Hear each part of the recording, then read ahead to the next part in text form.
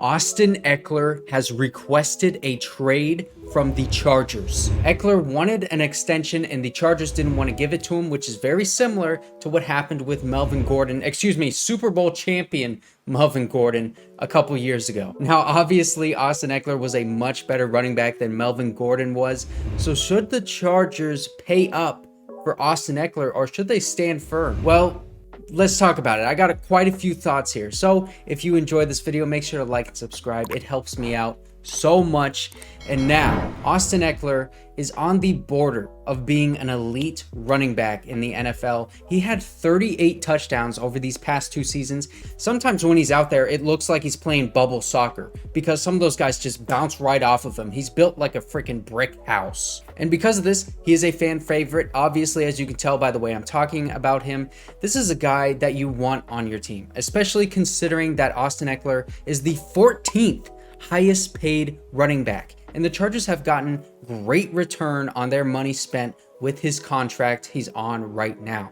Getting borderline elite running back play on a contract meant for a middle of the pack running back is great value. Way to go, coupon god Tommy T. But now Austin Ekeler is entering his final year of his contract, and at the age of 28, he knows that his last chance at a payday is right now. And as it stands, Ekeler is underpaid. There's no question about that. And he wanted to renegotiate his contract in order to make more money, which, you know, I don't blame him for. And I don't think anyone else should. He deserves to be paid like a top running back in the NFL because that's what he's been producing these past few seasons. Where the problem comes in is Tom Telesco and the Chargers don't want to pay a running back that kind of money, even if he does deserve it. So they're standing firm at the price, whatever price it is that they offered him, and they're not going to give him any more money. So if he wants to be traded or he wants to hold out, they're going to let him. Now, if the Chargers do lose Austin Ekeler, it would obviously hurt this offense a lot, especially when you consider the fact that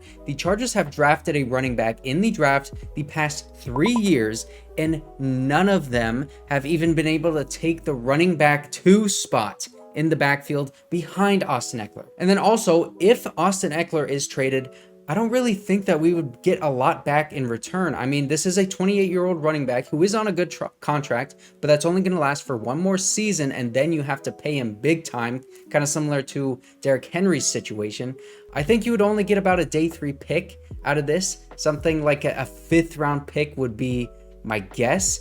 But my dream scenario, and I know this is kind of unlikely, but you trade him to the Falcons for Kyle Pitts, right? Because, I mean, what the heck are the Falcons doing with Kyle Pitts? They have not utilized him. He's an offensive weapon, and then they just traded for Jonnu Smith. What the heck are you doing? Give me Kyle Pitts. But I'm not saying that's likely. That is my dream scenario. What I think is most likely to happen here is Austin Ekeler just holds out for the first few weeks of the regular season, and then, you know, halfway through the year, he comes back, or maybe he just holds out the whole year. And that is very similar to how Melvin Gordon lost his job to Austin Ekeler and how Austin Ekeler earned his. And what is also more likely now is the possibility of drafting Bijan Robinson in the 1st round. Even if the Chargers don't trade away Austin Ekeler, I think it's pretty obvious that if he stays on this team, he's going to hold out because he wants more money.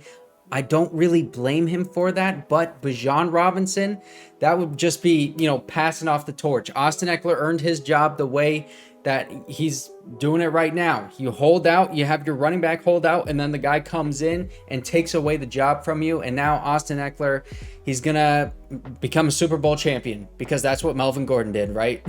But seriously, if you draft Bijan Robinson in the 1st round, I don't like drafting running backs in the 1st round, but this guy is different. He is a generational talent who can produce not only in the running game where the Chargers are severely lacking, but in the passing game as well. You're not going to miss a step at all from going from Austin Ekeler to Bijan Robinson. You're actually going to be gaining because Bijan Robinson can run between the tackles really, really well. Let me know what you guys think is going to happen after this news. I know none of us want Austin Ekeler to be off of this team, but he wants to make more money. I can't really blame him for that.